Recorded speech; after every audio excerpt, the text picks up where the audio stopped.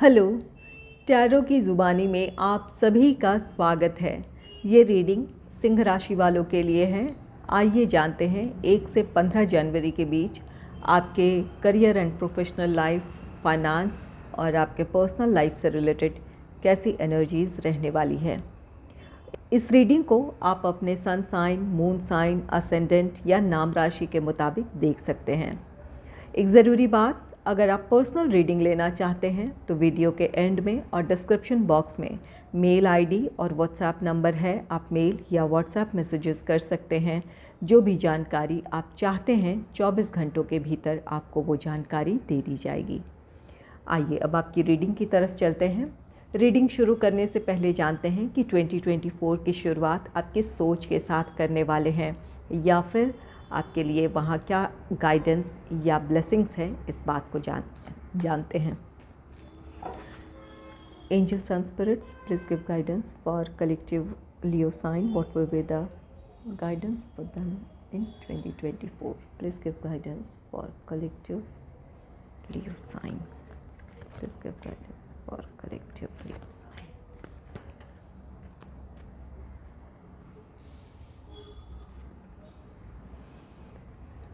पहला कार्ड है डिस्कवरी का। डिस्कवरी कार्ड कहता है कि जो लोग रिसर्च के फील्ड से जुड़े हुए हैं, चाहे वो आप स्टूडेंट हो या आपके जॉब का नेचर ऐसा है, तो जो लोग रिसर्च के फील्ड से जुड़े हुए हैं उनका लिए ये 2024 सफलता लेकर आ रहा है।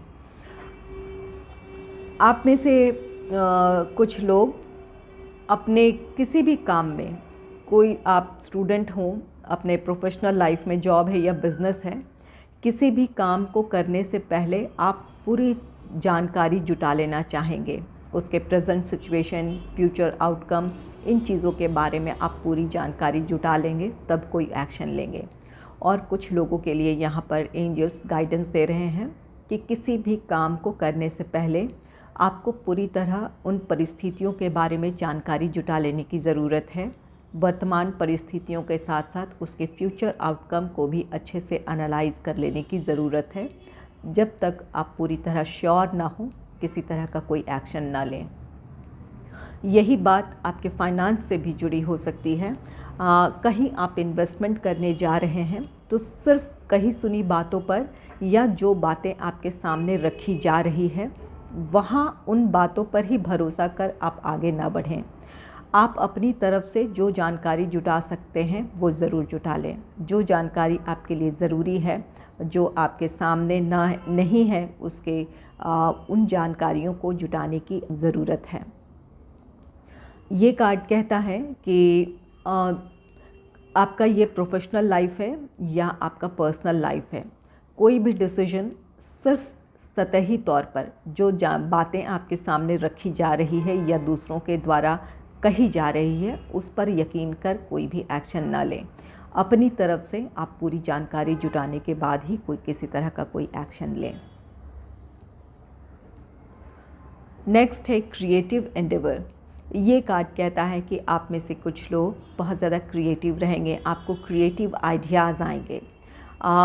ये कार्ड कहता है कि कुछ लोग अगर अपने क्रिएटिव आइडियाज़ को प्रोफेशनली यूज़ करना चाहते हैं तो आपके लिए वो अपॉर्चुनिटी होगी। और जो लोग क्रिएटिव फील्ड से जुड़े हुए हैं उनके लिए 2024 सफलता लेकर आ रहा है। आपके क्रिएटिव आइडियाज़ अच्छे रहेंगे, जिसकी वजह से आपके काम का प्रेजेंटेशन अच्छा हो सकता है, या आपके क्रिएटिव आइडियाज़ की वजह से आपके लिए नई जॉब अपॉर्चुनिटी हो सकती है, या आपको अपने प्रोफेशनल लाइफ में ग्रोथ देखने को मिलेगा।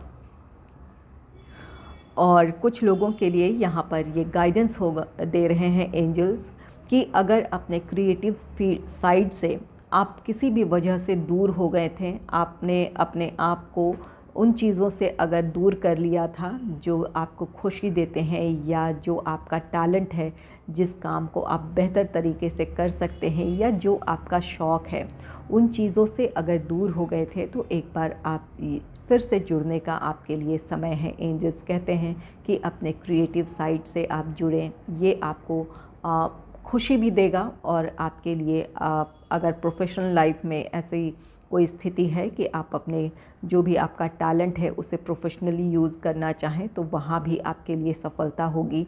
या अगर ये आपका क्रिएटिव फील्ड से आप जुड़े नहीं भी हैं तो अपने काम में आप नयापन लेकर आ पाएंगे, आप उस तरफ सोच पाएंगे। तो यहाँ पर अपने का प्रोफेशनल लाइफ में सक्सेस के लिए या अपने पर्सनल लाइफ में हार्मनी के लिए आपके लिए ज़रूरी होगा कि आप अपने क्रिएटिव साइड से जुड़ें। चलिए देखते हैं कि आपके करियर एंड प्रोफेशनल लाइफ से रिलेटेड कार्ड्स क्या कहते हैं। Angels and spirits, please give guidance for collective Leo sign. What will be the energy in their career and professional life in the first half of January. Please give guidance for collective Leo sign. What will be the energy in their career and professional life in the first half of January?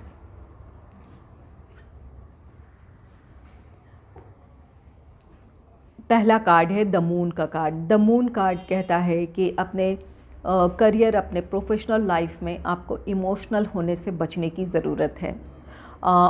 Practical होकर decision लेने की ज़रूरत है। ये emotional आप किसी भी वजह से हो सकते हैं। प्रेजेंट सिचुएशन में आपको वो सफलता नहीं नज़र आ रही हो जिसकी आप उम्मीद कर रहे हैं, या फिर वर्कलोड हो जिसकी वजह से आप उस प्रेशर में आपके लिए काम करना मुश्किल हो रहा हो। यहाँ पर कोई भी वजह हो सकती है, या आपके अपने निजी जीवन की कुछ ऐसी बातें हों, कोई ऐसी समस्या हो जिसकी वजह से आप इमोशनल हों और अपने प्रोफेशनल लाइफ में उस तरह से ध्यान ना दे पा रहे हों। तो यहाँ पर आपके लिए ज़रूरी होगा कि अपने भावनाओं को नियंत्रित करने की ज़रूरत है। अपने काम में आपको अपना 100% देने की ज़रूरत है। इसके लिए ज़रूरी है कि आप प्रैक्टिकल होकर सोचें। नेक्स्ट है 4 ऑफ सोर्ड्स का कार्ड। 4 ऑफ सोर्ड्स कार्ड कहता है कि अपने प्रोफेशनल लाइफ से रिलेटेड कोई भी डिसीजन लेना है अगर आपको, तो अपने आप को पहले नियंत्रित कर लें। यहाँ पर द मून का कार्ड है, जो कि ये कार्ड कहता है कि आप बहुत इमोशनल होंगे, जिसकी वजह से आपको वो क्लैरिटी नहीं होगी जहाँ पर आप सही डिसीजन ले सकें। तो इसके लिए ज़रूरी है कि अपने सिचुएशन में आप क्लैरिटी लाएं। इसके लिए ज़रूरी होगा कि आप कुछ समय एकांत में बिताएं या फिर मेडिटेशन करें, ध्यान करें। जिस भी तरह से आप अपनी ऊर्जाओं को नियंत्रित कर सकते हैं, संगठित कर सकते हैं, आपको वो करने की कोशिश करनी चाहिए। यहाँ द मून ये काफ़ी इमोशनल रहेंगे, इसकी वजह से आपकी ऊर्जाएं बिखरी हुई होंगी।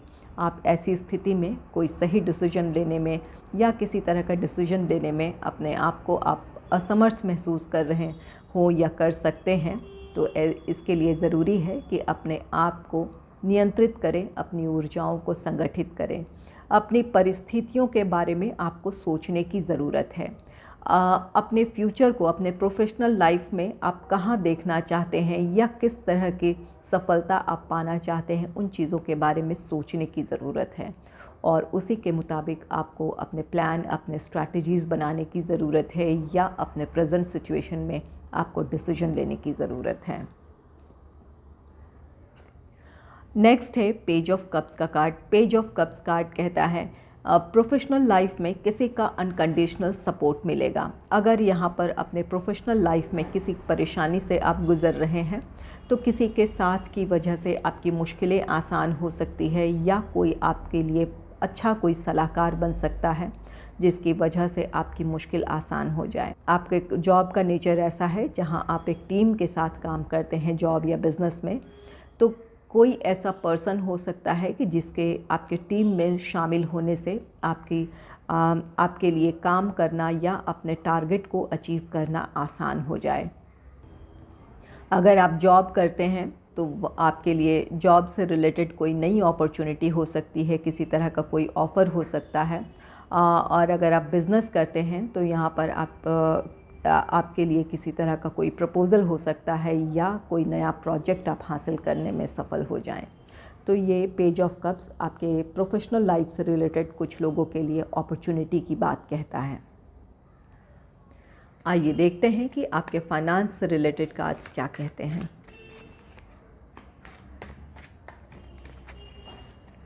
Angels and spirits, please give guidance for collective Leo sign, what will be the energy in their finance in the first half of January? Please give guidance for collective Leo sign.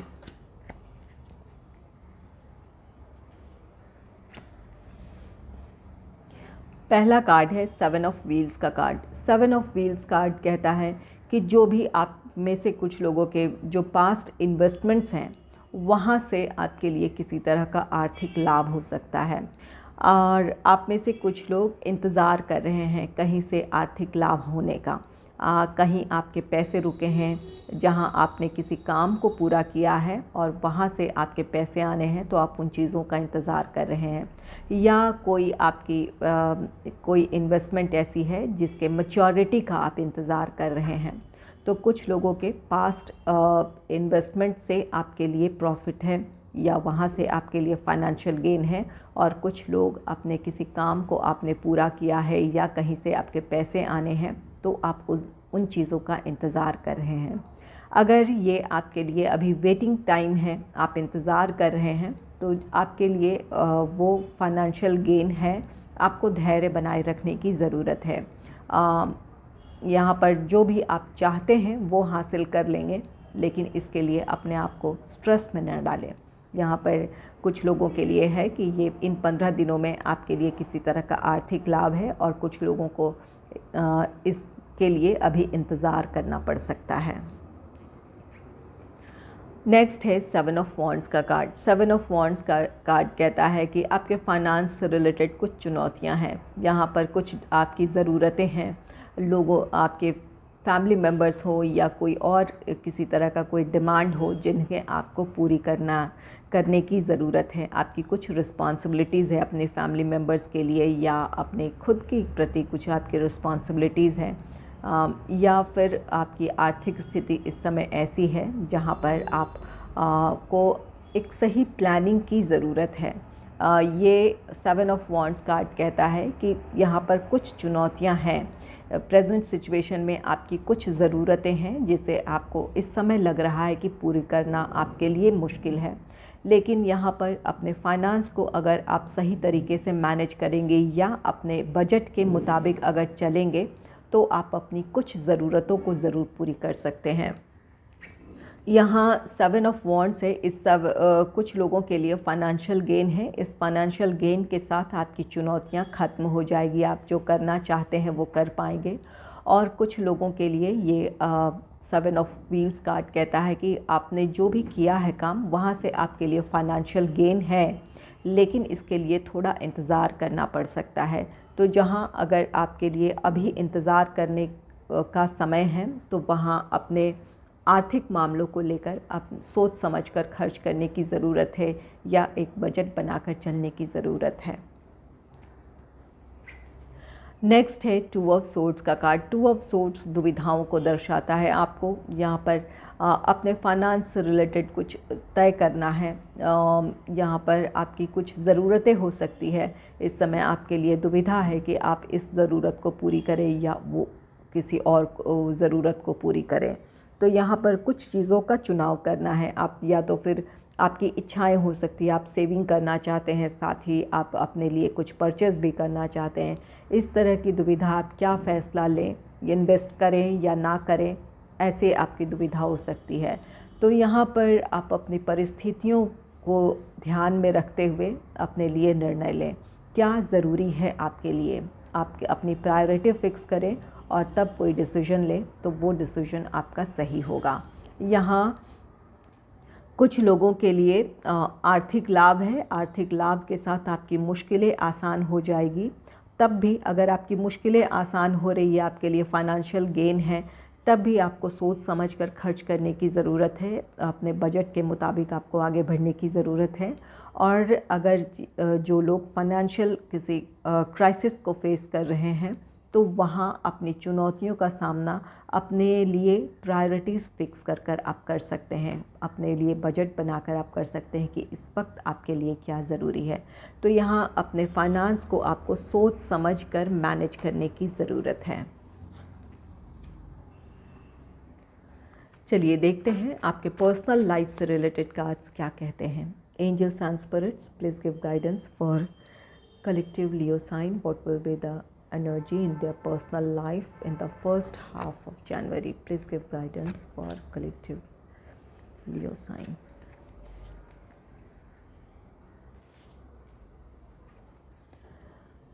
आपके लिए पहला card है queen of wheels का card. Queen of wheels card कहता है कि अपने निजी जीवन में आप काफ़ी प्रैक्टिकल होकर सोचेंगे।